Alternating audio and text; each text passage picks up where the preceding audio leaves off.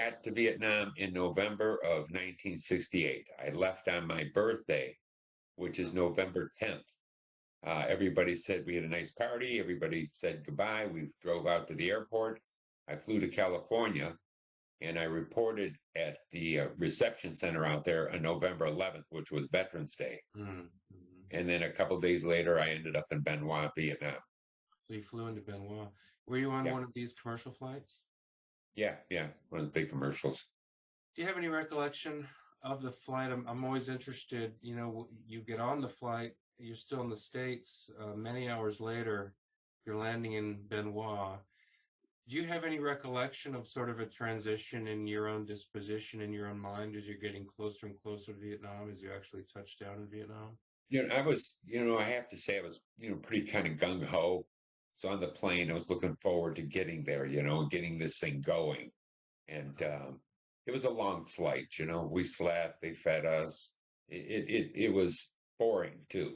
There was just this big anticipation until we landed. And then that was a whole different thing. They opened up that door and you felt that heat just rush at you. Mm. And there were all these guys lined up, cheering and clapping, and it was dark. We got in there at nighttime. And these guys couldn't understand why these guys were all cheering and clapping. And Mm. again, the heat had just hit us as it was my turn as I got off the plane. And they started handing us, gave me some money. And I thought, oh, geez, look at all this money he's giving to me. Little did I know it was like pennies and nickels. It was the Vietnamese money, but they were leaving and they were happy to see us because they were getting on that plane and they were leaving and we were coming in. We could hear off in the distance, you could hear uh, probably howitzers shooting boom, boom, boom, boom, nowhere near us, but it was like, wow, this is it, there. But it was a very cold place. They just had a bunks and a mattress up there, and you threw your duffel bag up and just kind of sat around until they gave you orders to leave. So yeah, that night was kind of exhausting. So I think I slept a lot of it.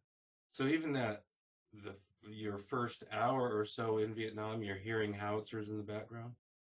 Yeah, yeah, yeah. Um, It was off in the distance. so I don't. this is for Yeah, real.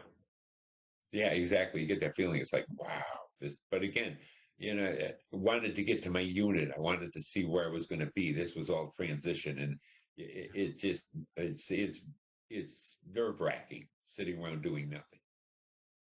In the morning, they then gave me my name got called, and it was time for me to leave Benoit and head to Tan Son Nhut to get a flight back. But that was the first time we pulled out of Benoit. And I looked out, I saw some water buffaloes and Papa San behind them. And I'll never forget these thoughts. I've had it ever since. I said to myself, this is my destiny. So destiny in the longer run of your life, in that you spent your career working with veterans. But what did it mean to you at the moment? You had that thought, this is my destiny. Of course, you don't know what you're going to be doing 30, 40 Yeah. years down the road. What did it mean to you at that time? At that moment, it was like I felt like I was going to be fulfilling something about myself. Hmm. And it was a very strange thing to say to myself, but that's what I did say to myself. When I saw it all, it just said, I have no idea. It just what it was. Those thoughts were, this is my destiny. That I was to engage myself into whatever was going to be there. I suppose in some ways, but Hmm. I just felt like this was where I was supposed to be. Talk about the plane opens and you get hit with the heat, and then you head south, where I think sometimes the humidity is so thick you could almost feel like you're drowning down there, Yeah, down in the delta. Um, so you go to Vin Long. So what was your job? I was on a 106 Jeep. That is a recordless rifle. That's where I'd been trained down at Fort Poe. So it was a four-man Jeep, driver, one that commanded the Jeep, a loader, and a gunner. And I would drove for a while. Then I ended up being a gunner on the 106. And it had three different rounds on it. One was an armor piercing round, which we rarely used. We had maybe one or two of those, but we had a high explosive round and a flechette round. Now, Mm. the flechette round, we could adjust the nose of it from, I don't remember, from say 50 yards to about 1,000 yards out. And when it would explode, there'd be 10,000 steel darts flying right through the air. So we use that on a number of occasions, and the high explosive rounds also. So what kind of missions are you doing where you're using flechette rounds fired from a Jeep down in the Yeah, Delta?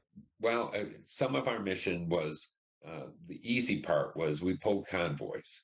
We protected convoys. We always traveled from Binlong to Kanto. I drove all over in the Mekong Delta, as far north of Saigon, up to a city called town called Xi'an, Mhm. and Saigon, then down in the Mekong Delta, down to Kanto, down to Chilang. We had our jeeps out there. Um, but we pulled convoys, protect them. That was part of our job. Part of our job was to protect the base camp at Vin Long. We had special positions for the 106 Jeeps for nighttime guard. But we left Vin Long often and for long periods of time. We headed out to the field and we were around the mountains, around Chilang, Triton. This was the southern part of the Ho Chi Minh Trail just Mhm. before it emptied into Rockjaw and then down to Kamau, which was the humid forest. We never messed with the humid forest. Not when I was in Deep Troop. Later on, I ended up playing games down there that got serious. But when I was on 106 Jeep, pretty much we supported Cambodian soldiers. We supported Green Berets. They Wow. would go up these mountains and sweep the mountains, and we'd be at the base of the mountain on the road, and we'd shoot up to the mountains. Wow. They would pick a smoke grenade. So we would know like a red smoke grenade would go in. They go, what color? It's red. All right, we know where you are. They'd shoot some tracers at an area they wanted us to fire at, and we could direct fire right into that spot and hit them with a high explosive round and blow them up. And that's what we basically did. You're supporting Cambodian troops who are in Vietnam, or they're on the other side of the border in Cambodia? No, they're in Vietnam. They were mercenaries. They were being paid by the Green Berets, had a lot of Cambodian mercenaries. We call them Mike forces. So we Wow. supported. I don't think I ever supported Arvin's, although yes, maybe I did a couple times that I recall. But they would line up on a road and they'd start walking across an open rice paddy up to the base of the mountains there, and then they would go up the mountain. In the meantime, we sat back there. We get shot at, sniped at, rounds go at us. Wow. And again, we would fire back up. And then the problem we had is we were always vulnerable at night. So we get hit with mortar attacks, a lot of different areas where we were at.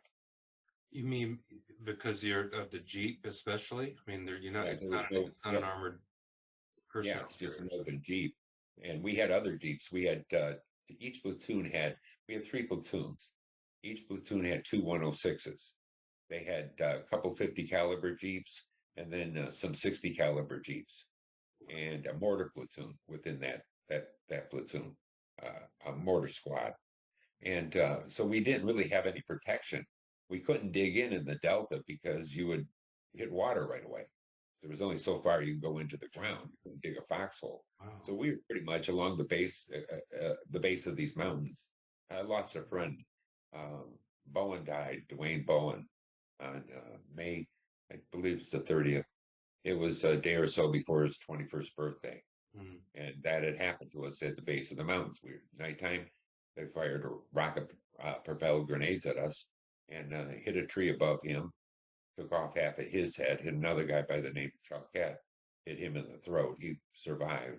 But, we fired backflip jet rounds into the dark, but didn't know where they were. That was it. How long had you been in Vietnam before you experienced your first combat? Um, well, let's back up. I was in Vietnam about 7 days. Finally got down to base camp, and pretty much everybody in my troop had gone to the field. There were only a few guys back there at the time to guard perimeter, and I was green. Um, we did sandbagging for a bunker every day, myself and three different other guys, and Mm. they were Puerto Rican guys. And we got along. I was didn't know these people from Puerto Rico. I was fresh from Detroit, Michigan. I didn't know anything, but it was nice. We had a good time. And Mm. we filled sandbags in the heat and we got breaks. Sunday came along And the sergeants told us, he said, look, he said, you can have the afternoon off, but don't go downtown. I said, okay. So as the afternoon came along, the four of us started walking towards the service club way at the other end of the base. I thought, let's go down there and see what's going on. So we got to the road going out to the out of the base camp, and the one guy I go, where are you going? He goes, oh, we're going downtown. I said, no, Jasper told us not to go. He said, oh, come on, we're going to go anyway. That fat ass, what does he know? I said, no, I'm going to stay here. So I went down to the service club. A few hours later, I'm back in the hooch, and Jasper came in. He goes, do you know Ortiz? And I go, yeah. He goes, come on with me. He was really angry. And I go, what's wrong? And he goes, you got to identify his body. And I kind of like freaked out. I go, what? He goes, yeah, get in the truck.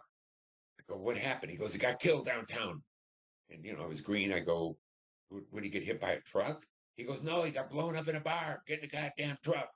And he just yelled and screamed at me all the way down to the dispensary. So they took me in the dispensary and unzipped the bag. And there he was in pieces. And zipped it back up.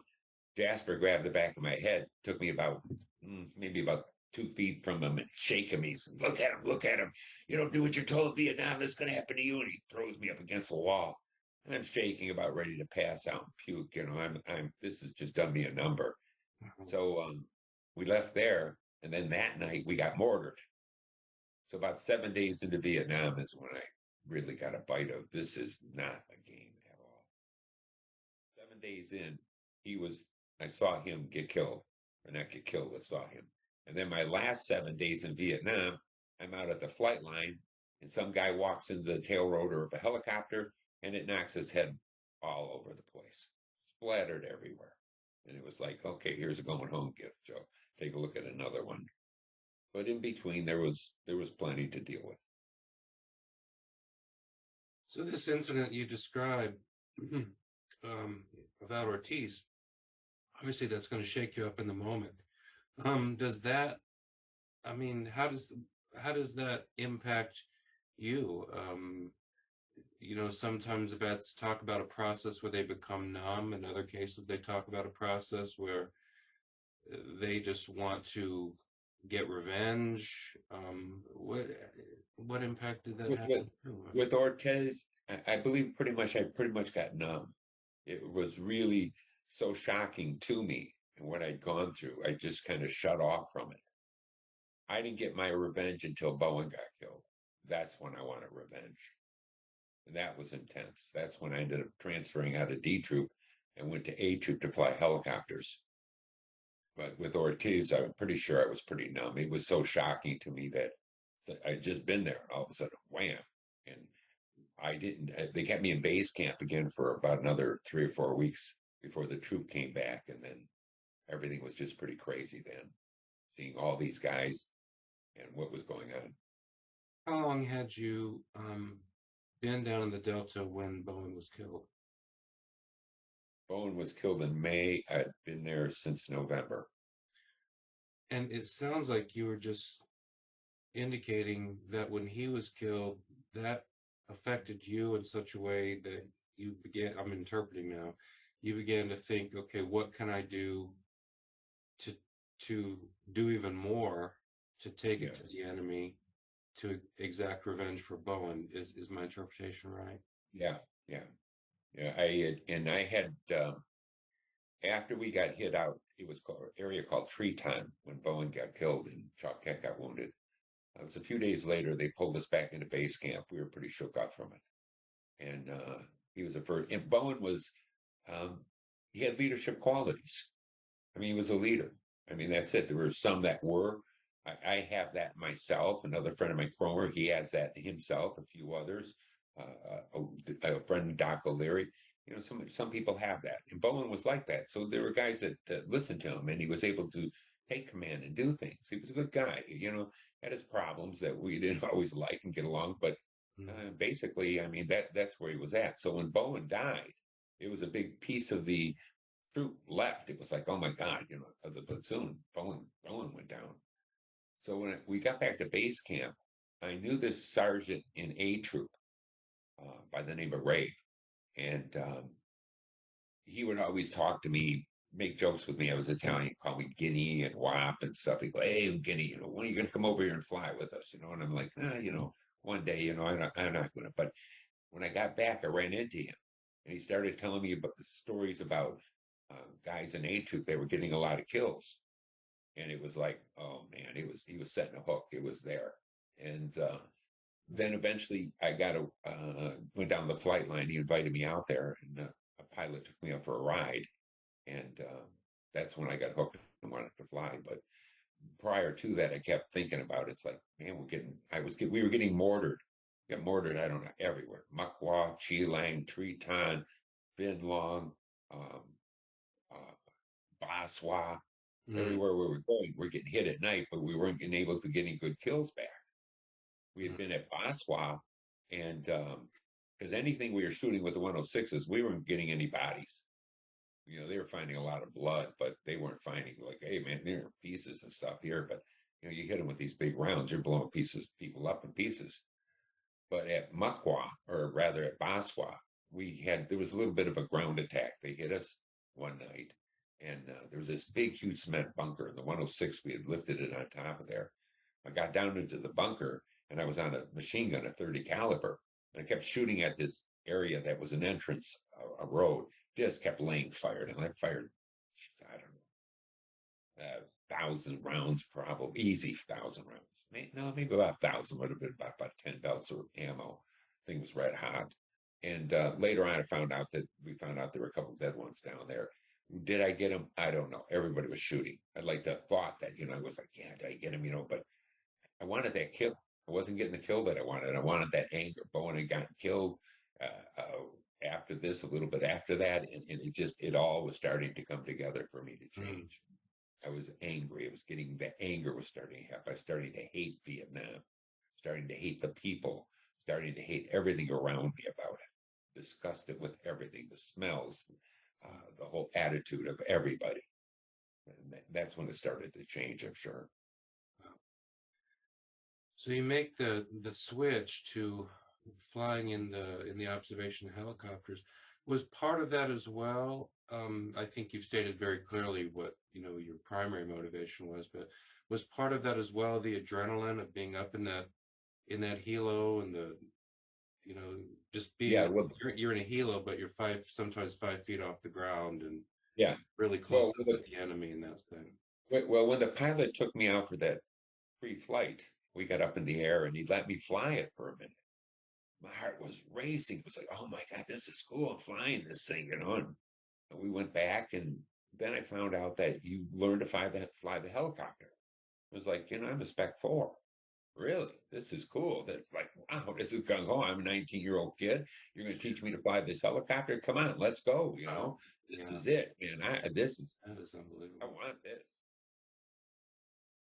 When I first got to the A Troop platoon scouts, and not everybody talked to me. Even though I came from D Troop, there was another guy that was in there from D Troop, but these guys had been weathered in combat, and they knew what the hell I was walking into, and they knew I was stupid with what was coming out of my mouth because I had not been into what they had done already.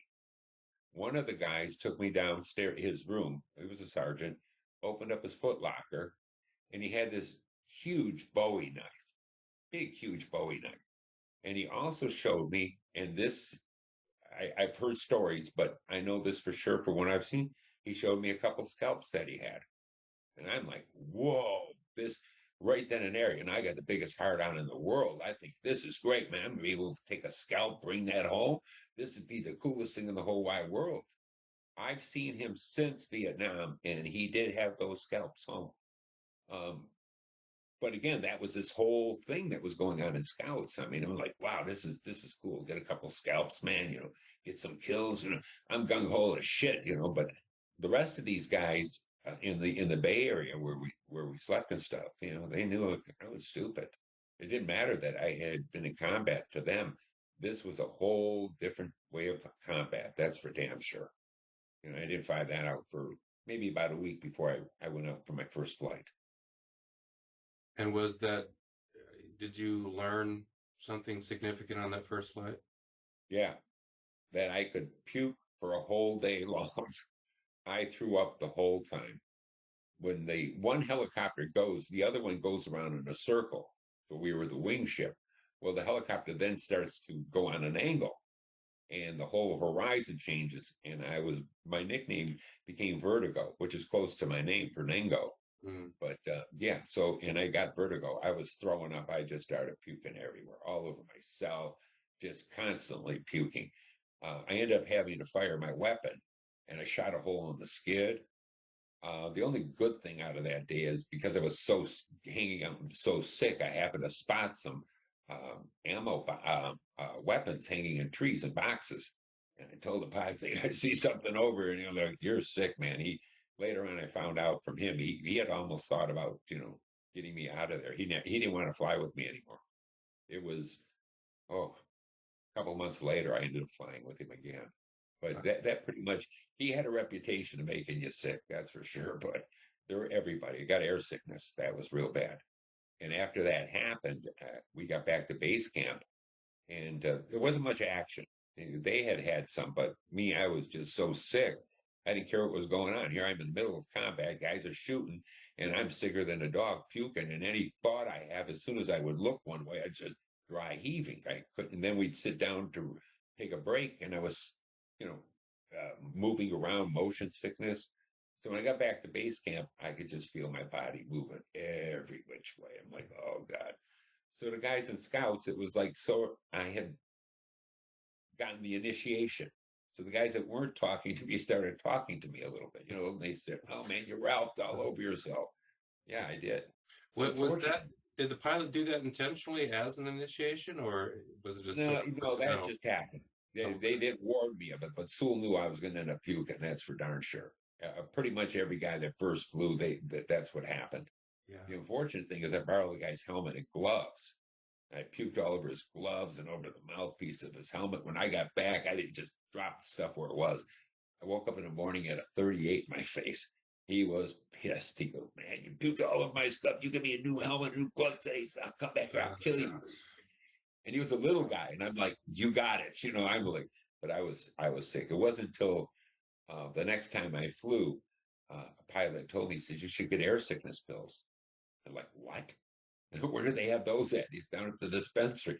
I mean, I literally ran down there and got myself a bottle, and that took care of the air sickness. Yeah. What basically was the mission of the light observation helicopter in the Delta?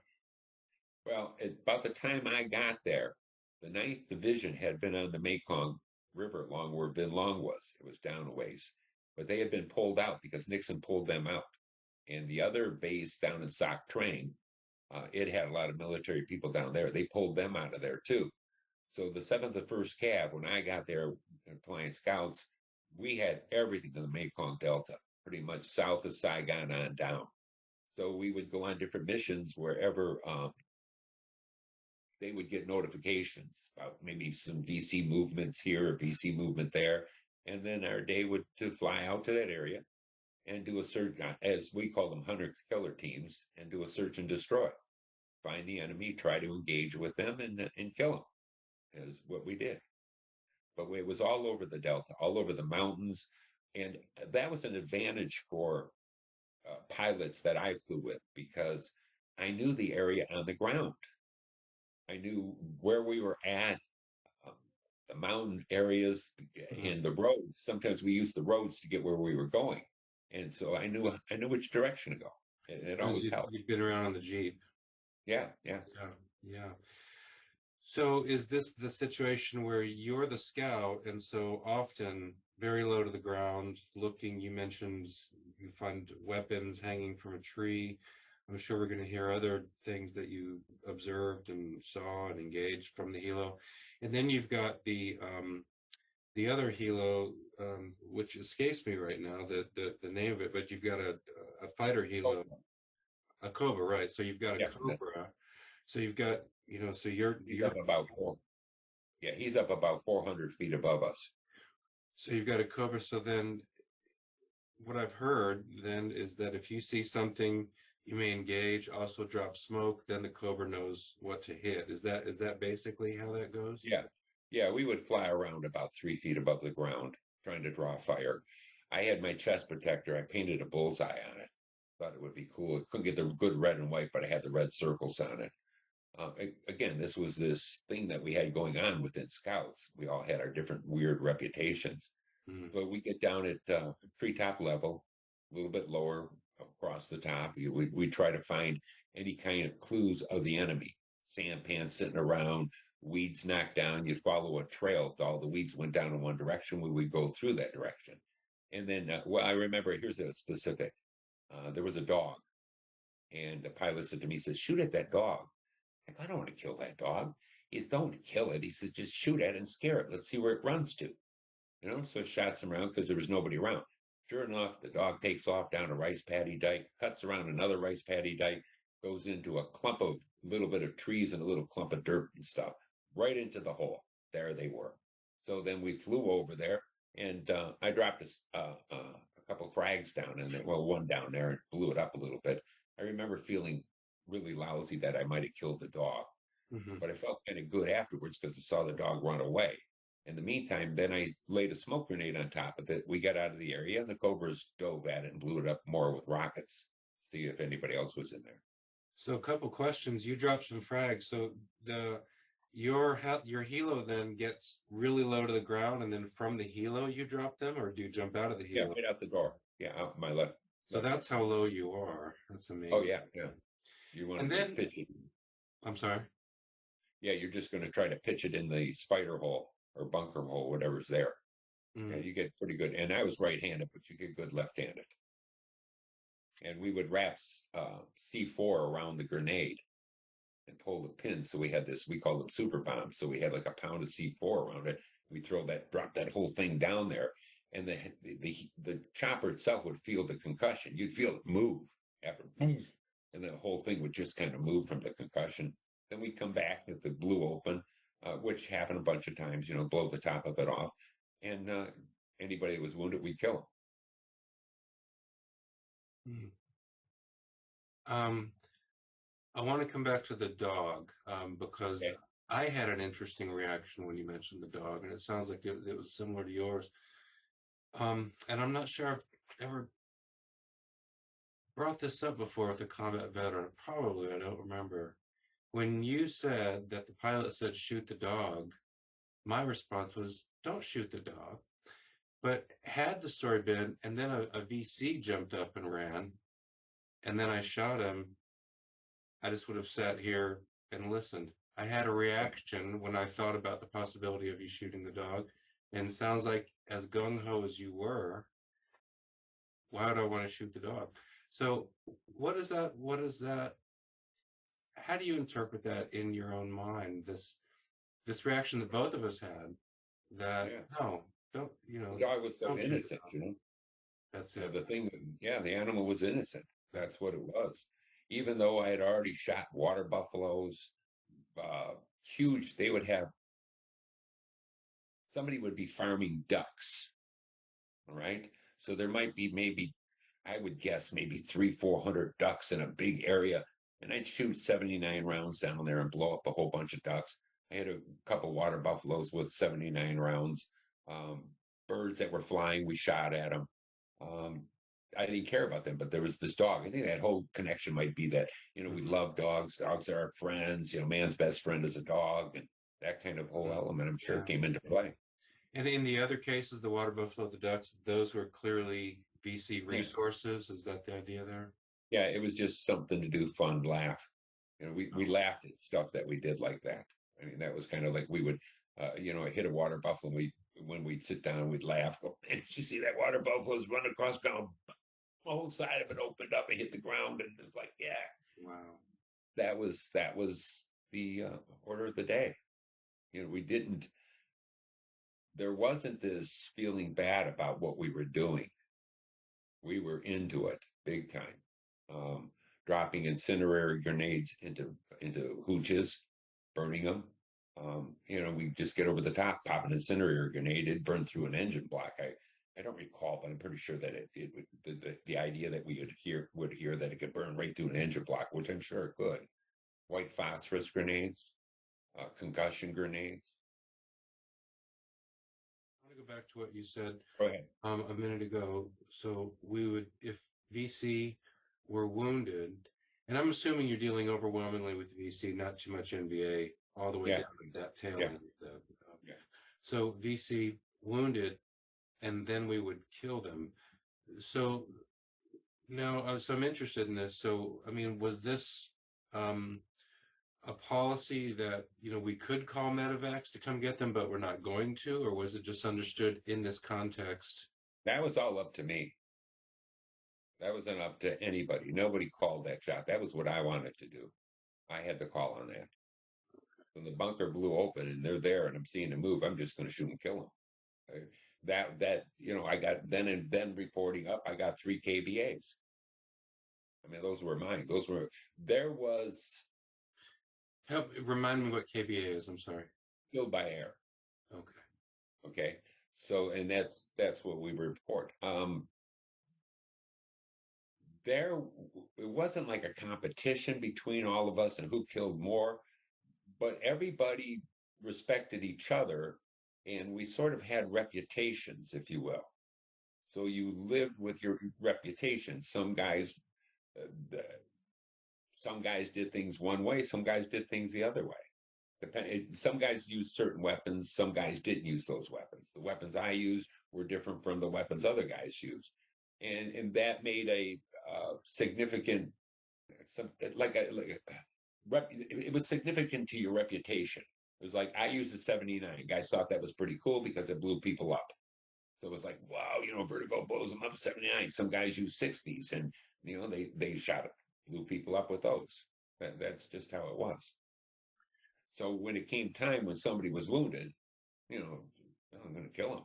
That's it. He's not living. He's dying. That's the end of it. There was nobody to tell me I could. There was nobody to tell me I couldn't. There was a time when there was a man inside a sampan. I don't know if he was friendly, but bottom line was, and it didn't really matter. In some of the areas we were, if they were friendly, there were guys, not necessarily, I don't remember myself, but others that did kill friendlies. That I thought they were friendly, but they decided they'd kill them. We were a wing ship. We were trying to learn how to fly at lead. There were 2 walking down the road. They were holding hands, which was, their custom. And we just went by. They seemed okay. The other ship came in and just smoked them away, said they were eligible males and killed them. That was it.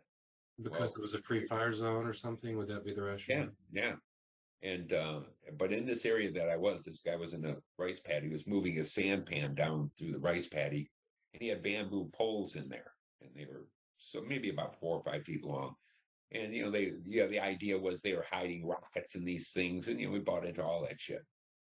So he's moving along, and we get over there, and he kind of stops, and he's looking at us, and I'm looking at him. Everything's wide open, and I got my weapon on him, and the pilot yelled upstairs. He called up to the CNC command helicopter. He says, "We got an eligible male down here." And Major Kidwell, I heard him on my headphone, kill him dead. So I'm getting ready to shoot him, and I put my car down and I grab my 79 because I want to hit him with a grenade. I want to blow him up. I don't want to miss him. I want to blow him up in front of everybody because everybody would go, "Whoa, check him out. He blew him up." It would be the big talk of the day that Vertigo blew this guy up with a 79 round. The guy went every which way. So I'm aiming at him with my 79 and I'm getting ready to squeeze off. I'm literally right there squeezing off on him. I always remember how intense that was. And I'm getting ready to let go. And suddenly he's got his hands up in the air. He brings his hands together and he starts to pray. And I stop. I'm like, whoa, this guy's praying to God. That's what I said to myself. And I stopped and I went, whoa. And I realized within my whole self of being, I can't kill this guy. I said to the pilot on the radio, I said, I can't kill him. I said, he's praying. I said, what? He said, kill him, Vertigo. I go, no. I said, he's praying. I said, you can kill him if you want. I said, I'm not praying. I said, I'm not killing him. He goes, okay. So he got on the radio, and we had a communication between the two of us, and then there was a communication upstairs. They didn't always hear what we were talking about. So he called the old man upstairs, said, look, he says, my Oscar doesn't want to kill him. He goes, what the fuck's going on there? He's killing you, pussy. He goes, no, he's down here praying. So Kidwell said, okay. He says, we'll come down and pick him up. So in the meantime, the old man now wants to try to show me he's got nothing in the sampan. And I'm screaming at him. I got my weapon pointed. Now I put my 79 down. I got my car in my hand. And I'm like screaming at him, trying to and waving my weapon to try to tell him to get away. Because now I'm panicking that he's going for something. I got to kill him. And I've already established he's talking to God. So I'm really kind of freaking out inside at this point, a real panickiness. And I'm like screaming at him, get away, get away. And the pilot, he moved the helicopter over there. And finally the wind from the chopper blades just kind of pushed the sampan away. And he was just kind of standing there by himself. And I felt a sense of relief. And then the CNC command chopper came down and picked him up and took him away. So I don't know anything. I'm sorry. I don't know whether he was VC later, whether they interpreted him or whether they killed him or anything. Just that I know that he was gone and it wasn't on me. So what I'm wondering is, first, if his having his hands together like that in a gesture of prayer, I'm wondering whether him doing that humanized him in a sense, and perhaps it's not something you're conscious of. And then I'm a question I wanted to ask you is, I think there's a photo of I believe it's a Catholic priest, a chaplain, doing a service among your photos, of Italian heritage. So my guess would be that you have some, at least traditional connection to the Catholic Church. And I don't want to read too much into it, and this is not something you're consciously processing. When you see that guy in a posture of prayer, do you think all of that stuff just kind of instantly comes into your mind? I can relate to this. I've seen this hundreds of times before at the Catholic Church. This guy's a human. Do you think that, I mean, does that make sense Yeah, that him doing that sure. humanized him in your mind? Yeah. I grew up Catholic. I went to Catholic high school, grade school. All of that was instilled in me. And when at that moment, it was strong. Prior to that, I prayed. There were times that I was praying, but I didn't see them as, ironically enough, on Easter, April 6th of 69, I was at Makwa and it was Easter and we decided to go to church and we went to a Vietnamese church and it was the first time I really understood why we had a Latin mass. The mass was in Latin. I understood the whole thing. And actually, a friend of mine that was he wasn't Catholic.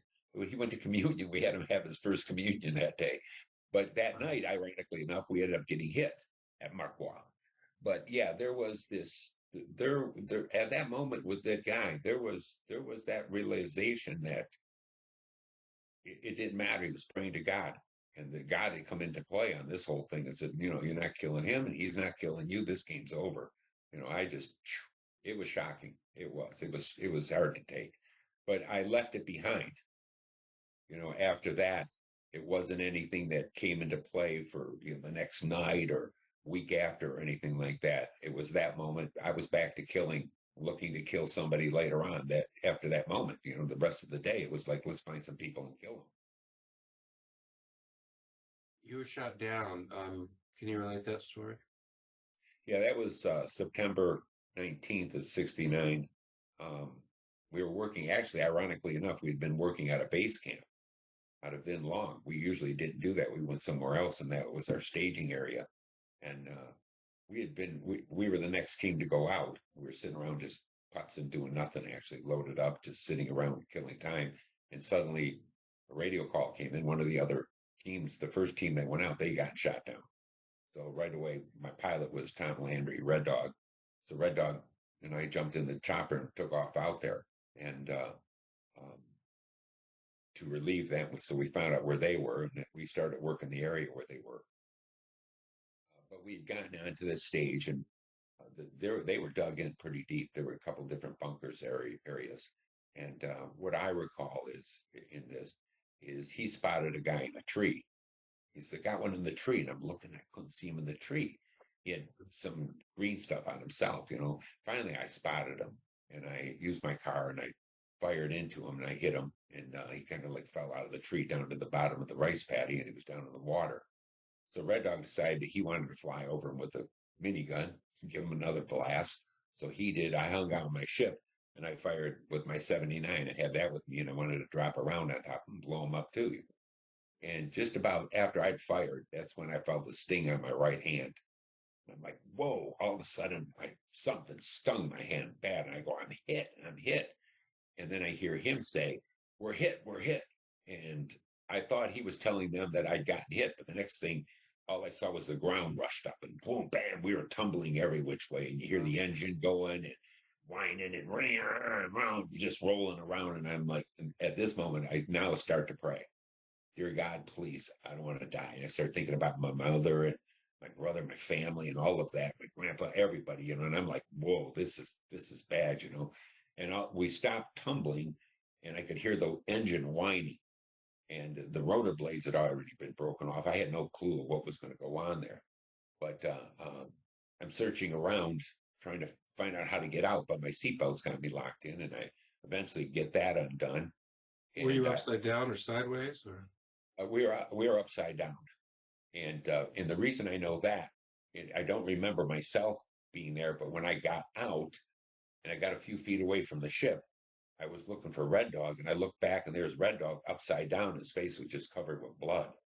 So that hit me real hard. I thought, oh my God, he's dead. Um, I passed out then. And the next thing because I don't remember anything else, I was just laying in the water. And next thing I knew, Red Dog was picking me up. And my nickname was Vertigo, but also some guys my name was Joe, but some guys called me Jimmy. And so there was Jim and that in there. So he's like, come on, Jim, let's get the hell out of here. And he kind of picked me up. And the other ships started coming in. In the meantime, rounds are coming at us every which way. Wow. And we climbed up into the back of the other loach. And that's when we took off. And ironically, the night before that, we had a party, a scout party, and we'd gotten these scarves. Said 7th of the 1st Air Cav, and had our nickname on, and we were going to fly with those around our neck just for something to be different than everybody else. Sure. We weren't allowed to wear it on base camp, but we decided that this is what was going to go on. So I had my scarf on me, and it's brand new, but Red Dog was bleeding like a sieve off the top of his forehead. He was open up and got about 45 stitches in there. Mm-hmm. So I took my scarf and I wrapped it around his head and trying to stop him from bleeding everywhere because it was just all over us both, and tied him down. And since the good side was where we got shot down, we were only about 10 minutes away from the hospital, Ben Toohey Hospital. So Sewell, he flew and he took us right over to Ben Toohey Hospital. They took us in there right away, and we spent almost a week there. We were lucky. We were real lucky. One of the rounds hit the transmission, blew the engine right on out. But we were lucky that I just got like winged and he got hit in the head. But we had concussions, bruises, broken teeth, that kind of thing. I had 52 days left in Vietnam. Then 20 days later, I was flying with C.W. White, and we went down to the human forest, and that's when I got shot down the second time. And I only had 32 days left in Vietnam at that time. But that was pretty intense down the human forest. We almost got ourselves captured, I mean, that's for sure. It was ironic. After the first time, it was about maybe a few days after I got back from the hospital, I started flying again. And I felt anxious. It was the first time I felt anxiety. And it was like, whoa, come on, why are we flying so slow? So, come on, speed it up. I could feel this fear inside me. Mm-hmm. And then I flew again, and I remember feeling it again. And it didn't really go away. It was there. There was a fear and anxiety. But as the day went on, I didn't have it anymore. So then it was the 9th of October. However, on the 8th of October, I'd been over at the officers' hooch, and we all associated with each other. We were laughing and bullshitting at night and drinking beers. And I just had this overwhelming feeling I was going to get shot down. I really did. It was like a premonition. It was like, I'm going down tomorrow. And everybody's like, oh, man, Vertigo, don't talk like that. I go, no. I said, it's okay. I said, I know I'm going down tomorrow. Because we were talking about the human forest. We were talking about how bad of an area it was. That didn't bother me. I'd already been that was something else. I'd already been to the human. So it wasn't that it scared me. I knew it was down there. But I just had this feeling I was going down, strong feeling. And we laughed all night long, bullshitted. So I ended up back to the hooch and going to bed that night. And I remember talking to one of the other scouts, Lovell. He said, what are you doing? I said, oh, Lovell, I'm going down tomorrow. He says, "Oh man," he says, "why are you talking like this?" Because that's what's happening. So in the morning, when I was getting all my chicken plate and my weapon and my ammo and everything together, I had flown with my camera, an Instamatic camera, a few days before. So I went to go get my camera, and I thought, and I also had a Yashica Electra 35, and I went to get the Instamatic, and I thought, I'm going to take the Yashica, and then I thought, I'm going to get shot down. Why am I taking this good camera with me? But I took it anyway, and I had some good pictures, but I never got my camera back. But got out to the flight line. I even told White that morning before we took off. I says, I know you heard that I was talking last night that I got a feeling we're gonna get shot down today. He goes, yeah. I said, sure you want to go? He goes, get the fuck in the helicopter. He says, we're going. Come on. So we got in and we took off down to the Human. When we got there, which was unusual, was usually we'd sit down and take a break for a little while before we take off. It was still kind of dark and sun was just getting ready to come up. We'd leave when it was dark. And then all of a sudden I see them going like this. And it's like, wow, we're going. Let's go. Crank them up, buddy. Let's go. So we jumped in and getting ready for it. We took off and it was amazing that day because it just the things we were running into. Little village along a little creek or canal or whatever it was. I started burning everything, anything and everything. I was dropping incendiaries on anything and burning. I had burning up a whole little town and village. Um, Spotted a bunker of trees coming out in bunker area. I marked that. It got blown up. I came back over and there were bodies in there, and I ended up shooting all the bodies on that. We had 11 kills going that morning. I believe that White and we were getting credit for them, even though I think the Cobra should have gotten a little bit of credit, but we took credit for their kills. And that's just how it was. Um, and then I burned this really, really nice hooch down. It had a porch. It had an overhang on it with poles, like a little fencing in front. It was real nice. Somebody was big that owned that puppy down there. That's for sure. I started that thing on fire, and then all of a sudden the old man said, he says, we got some smoke over here. He says, come on this way, because they were up high and they could see further than we could. So we flew over to the area where there was some grass and there was smoke coming out of the ground and out of the grass area. And I'm looking at this and I thought, well, the first thing I'm going to do is drop a 79 round down there, which I did right away. And then out of my right eye, I caught it. There was a flash. And all of a sudden we started shaking. I'm like, whoa, we got hit. And then there was another impact. And I remember that, crazy as it was, well, it made more sense. And my thought was, I did, I don't want to shoot back and maybe they'll stop shooting at us because I knew we were so vulnerable. It's like we're up in the air, we're shaking, something's going bad. And I'm like thinking, maybe if I don't shoot at them.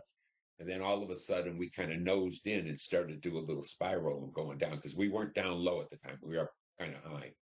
And I remember then praying again to God, saying, God, I don't know if I can ask you twice, but please get me out of this somehow, and we'll break even. I didn't say somehow we'll break even. I just somehow, please get me out of this. I don't want to die. And I remember crashing, and we were trapped underwater. And I was having trouble holding my breath and stuff. And then I said, "Dear God, please help me." And my hand went to my safety belt release, and it released. And I come up, and I was like spitting out water. I had taken a side hit to my chest protector, my armored chest protector. So I was like having a problem breathing anyway because this had just hit me in the chest, but it didn't. Lucky it didn't hit me direct. It must hit me on an angle because it broke it. But it was like I could feel the pain in my chest. And I was trying to get out. I could feel White trying to get out of there. We both kind of White got out, then I kind of climbed out. Rounds were going, all I could hear was shoo, shoo, shoo, shoo. You can hear ping, ping, ching, ping, ching, every which way. And then I looked up, and there was the other ship came in close. A guy named Frank Lindbergh, he got out of the ship, and he came over, and he helped me with White. And he pulled White, got White into the ship. And then he helped me into the ship, and I'm like, come on, everything go ping, ping, ping. And Lindbergh's still standing there making sure we're in the ship. Big balls. And then he got in and we started to take off. But as we started to take off, this time we had a little bit too much weight. We weren't getting out of there. We were low level because of our weight. And meantime, they were shooting at us from every which way. We were all okay. And I could see them. I could see them right into the tree line. And they were bang like Oh, this with a uh, bolt action. I'm watching him, and he's looking at me, and I'm, looking our way. And I no eyeball to eyeball, but yeah. And then eventually the chopper started to lift up, and then that's when I felt the sense of relief that we're going to get out of here. And then we got back to a staging area where we were, and I pretty much I vaguely remember it, but I remember just screaming at everybody, not wanting anybody to go back there. There were just too many of them, and screaming at they had Arvins that were there, and screaming at them. And I grabbed somebody's 16 and I pointed it at the Arvins, and I wanted them to get a piece of peace. It was PCP. No, not PCP, PSP. It was a piece of steel that they would corrugated steel that they could make runways with. And I was yelling at them to pick it up. I wanted them to get White on a stretcher. And there was a hospital right there. So I don't remember what happened because I was really getting phasey. I just barely remembered that. But they took us right there to this little hospital right there. Uh, and it was more like a Vietnamese something or another, but there was an American doctor there. And he got White on an IV. And I remember looking over at White, there were flies all over his kneecap, bone was sticking out. And I kept screaming at the doctor to get him out of pain. I'll kill you, I'll kill you. And the Vietnamese were looking there were no glass windows, they were just open. So they were all looking at us. And I was pretty much just screaming. I remember just screaming at everybody. And I'm pretty sure the doctor was fed up with that kind of behavior, me telling him I wanted to kill him. And because he had an IV in me, and then he put something in boom, I was whacked. I was out. mhm. So they took us to Bentui Hospital, and that's where we went. And And White made it. yeah, White did, and I had shrapnel up. Eventually got another nickname. It was called Shrapnel Ass because I caught shrapnel up and down my ass. When it was blowing up everywhere. Yeah, and White was. We were both in a hospital, and about 3 days later, they took White. He went to Japan, and that pretty much freaked me out. When White was gone, I think it was the next night at the time didn't know what it was. Today I understand exactly what it was. I had a massive panic attack. It was late at night. I started to really get massive anxiety and panickiness. I literally, because of the medications, I literally was hallucinating. I started seeing the word death. I started seeing dead Viet Cong, skeletons, and I'm like really freaking out over this. I'm screaming, I yelling for the doctors, and nurse come over. What's the matter? I said, I'm dying. I'm dying. They're like, what? They got blood pressure on me, and they don't know what's going on, and I feel like I'm dying. I don't think they gave me anything, but they might have. I remember in the morning when I woke up, though, I wasn't really materializing everything around me. I was there, but things just didn't feel materialized. It couldn't concrete. There was nothing there. I was detached from things, and I knew I was mentally in trouble at that point. And when I talked to the doctor, came around, I go, I got to see somebody. Something's wrong with me. So they eventually, a day or two later, sent me up. They put you on these big transport planes that flew me up to Long Bend, and I went to a hospital, third surge up there. They put me in a psychiatric ward.